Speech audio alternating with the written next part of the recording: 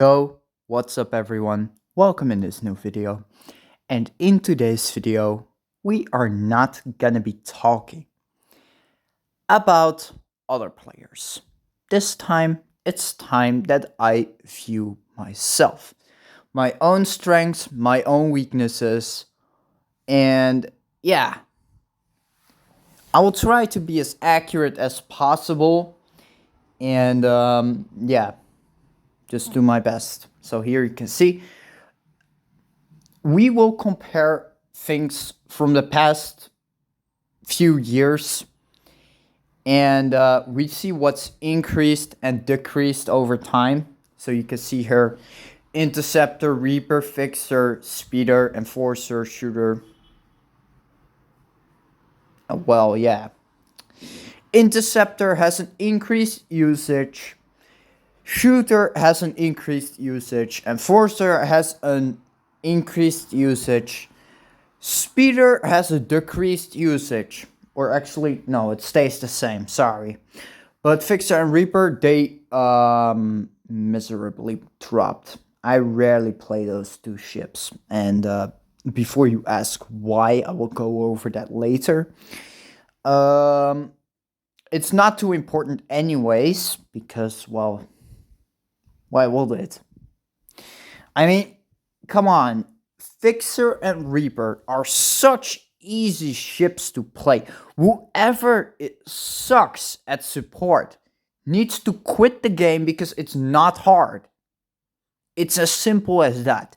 DPS is way harder to play than Fixer. So yeah, Enforcer is definitely the hardest ship in the game, and anyone who tries to object against me, they can go away. They can leave this channel immediately because you disappoint me with your logic. Jeez. Anyway, you can just see I just don't like those two ships anymore. I just don't. It's so boring to stay in the back lines healing everyone up. Over to the next one, and here you can finally see my combat stats. That's right, these are my combat stats. And I know what you're thinking. Oh, that's pretty good. Except for your 1v1. Holy fuck, why is that so low? I will say that later. I will say that later because it has to be a surprise for you. Attack is good. I'm good at attacking. Everyone knows that. I can just jump in your backlines as an enforcer and I can murder your fixer like a psychopath. And you will be like, where the fuck does he come from? I blocked that area with mines. Just because you blocked it with mines doesn't mean it's complete safe from me. So yeah, that is something that I want to make clear here. And then we have defense. I am okay at defense. I may overrated it a little bit. Very average on defense. I'm actually average at almost everything here, but I just do what I can. I'm good at attacking though. Defense, I'm okay with defense because sometimes, it rarely happens, but if it does happen, it's bad. I sometimes gain tunnel vision. It rarely happens, but as I said before, if it happens, it's a bad case. And yeah, that is a bad thing for defense because, as I said before, an enforcer can just jump in your backlines and just murder you. Then we have support. Support is great, but I do say it dropped from last year. The reason I did support full was because in the past, I was insane as support. Have I ever told you that I played against Nightmare League players as a fixer? No, I haven't told you? Oh man. God, I should have told you. I did. I still have the replay. I may want to bring that back someday, but it depends. Then we have positioning. Positioning is above average. The reason why it's above average is because I have seen far worse lately in the community. Development is above average. Why? Because I know the secrets to develop your ships quickly. But still, it's very average because, like, yeah, it's completely based on luck. So what? Skill is above average. Why? Because my win rate in the past used to be 50% and eventually it increased to 60%. 1v1. Now, this is where the fun part begins. This is where the fun part begins because you guys ask, why the hell are you so bad at 1v1? Why? The reason why is because have I ever told you that I lost a 1v1 to someone who used uncommon guns? That's right, someone used uncommon guns, I used tier 5 rares, and yet I lost. And because of this, I suck at 1v1. It's as simple as that. But there are more reasons. The other reasons why I am not good at 1v1, even though I scored 2-5 against an ace player, is also because, well, I just know. In custom, I stand no chance in a 1v1 scenario, even if I was trained hard. I dislike 1v1s overall, so just don't bother inviting me. I will never come to a 1v1 because it doesn't benefit for me. I participate in team fights, not in 1v1. And I can tell you, in normal showdowns, I win in 1v1 scenarios. In casual or in rank, I win in 1v1 scenarios a lot. But that is because then the opponent is already close to me. Or like, I don't know, but it's just the fact that if someone gets close to me, I don't know what I'm doing. I just don't know what I'm doing. I need cover against close range because only then I can't beat anyone. And yes, I did beat Almost Storm in the past. Of course I can shine. But there are just limitations to it. And that's why 1v1 is my weakness. Now we are going over to combat. Okay, so now we are going over to battles and how I actually play. And later on I will show you how my mindset works because not always is my mind like this. It's sometimes even more messed up than you think. But we all know that because, well, yeah, long story. But you can see, there are two types of playstyles that I can make. Actually, three, but that is different. The first one is passive, and the second one is aggressive. But then we also have the third one, and that is negotiating. Now, negotiating is something that I only do when in desperate situations. Like, for instance, let's say a fixer is low, right? Our team has less firepower. What do? I rush in. And you guys may call this harassment, but when you think about it, it isn't entirely harassment, nor it is throwing. And I know this is a weak excuse to it, but if you sacrifice yourself as an enforcer purely to kill that fixer, it is such a dick move. I can tell you that. And I did this once. And I succeeded. Guess what happened? We turned the battle around, we won. Purely because of that sacrifice. Now, I know it is a bad playstyle. That's why I don't always do it. Like here, I play passive. I don't rush in. Why do I not rush in? Because we already lost one ship. If it's an equal situation, but it's for the enemy worse, and the firepower on your team is lower, then I do heavily suggest you exploit that as an enforcer.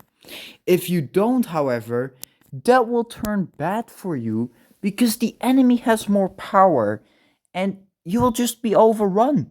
There will just be a DPS diff. No matter how good you are as enforcer, you can't make up the damage. That is what's interesting about this ship. You need to know what you're doing. And that's why I don't dislike it, unlike many of yours. Like, come on, man. Just try it and you will see that there is more into this game than only playing your ship, doing your job, playing your lane. Because even that is sometimes that you need to accept to be different. You need to be adaptive in this game. You can't just say, fuck it, I'll just stay back now. Because, well, yeah. Why would we bust that one fixer when it's equal? No, don't do it. Because, like, if you do it, someone else can just rush in and kill your fixer instead. Well, versus you could have already shut down their fixer. That's what I mean. You gotta take advantage of certain situations, and that's what we did here.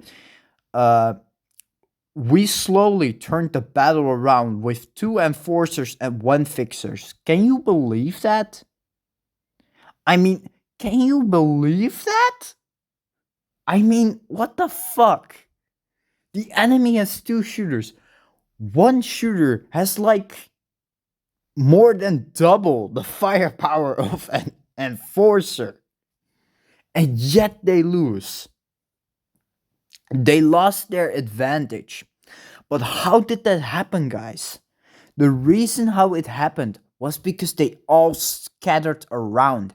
If they all went capture and they all sticked inside that capture, nothing would have happened. And this is what we call game view. Now you see a second battle. And this is when I decide to play aggressive.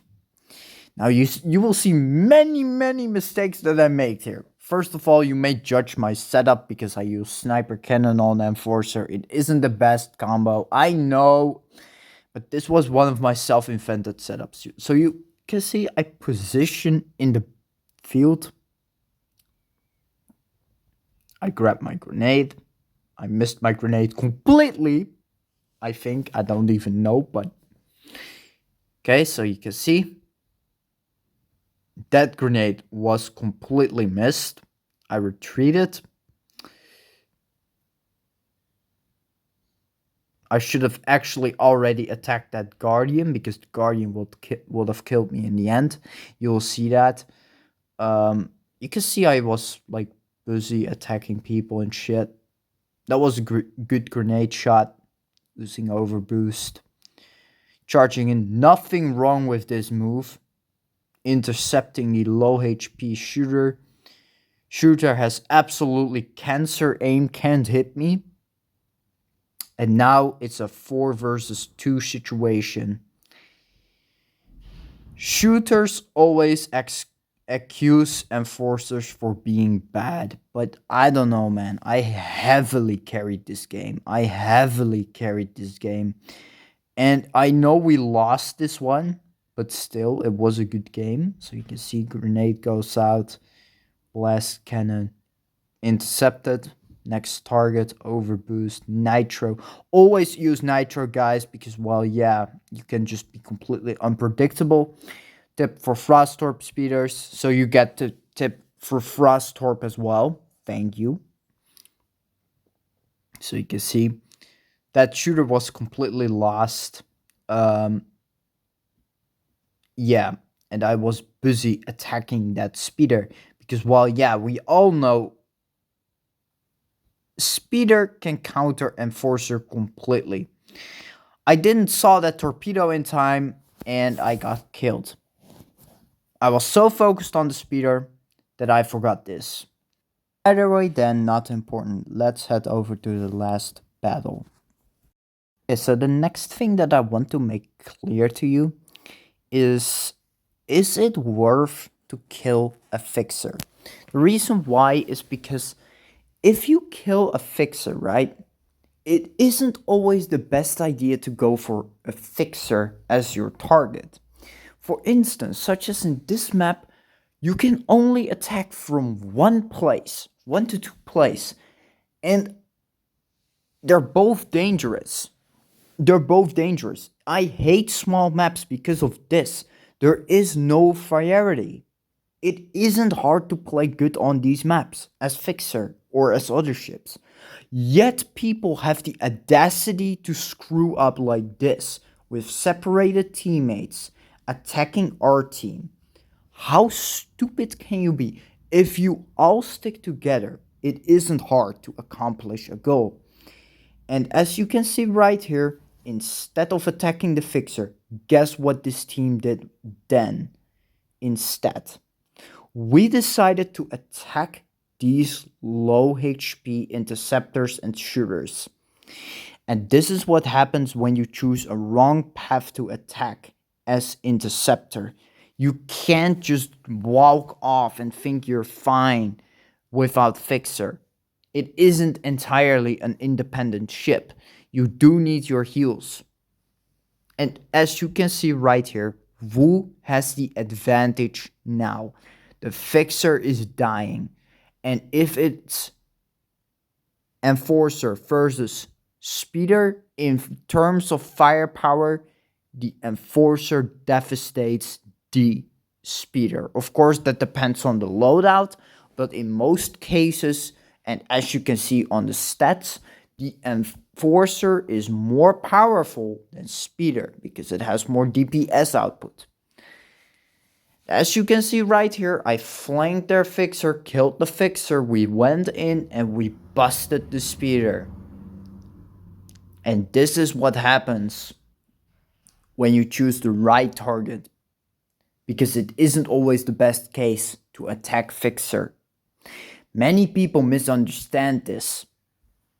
And that is actually a mistake that like 90% of the community makes. Hey everyone, but before I go, I want to make something clear to you. In my past video here, as I told you before, I have left up my plans to leave BattleBay, and I know what you are going to say, but wait, what? A few days ago, you literally announced it. I know, but there was something that happened before, and that was that I took a break for 3 weeks from BattleBay. And some people in my friend list know this. They can confirm this story, and I did this as experiment just to see what happens in my life, if it had any impact and stuff. So that was basically the experiment, and I do say it did work a lot for me. But I'm unsure to decide something right now, so I'll just stay neutral for now. I can't promise anything, but I do keep you updated. It's just that I have a lot of goals lately, but I will work them out one by one. After all, I'm not like, I may show high psychopathy, but hey, I'm not chaotic and I don't do drugs and I don't really completely be drunk every single time. In fact, I've never been drunk so far. Let me be very clear on that. So, anyway, that was basically what I wanted to make clear here. Tomorrow is a new video. I promise that. Ciao.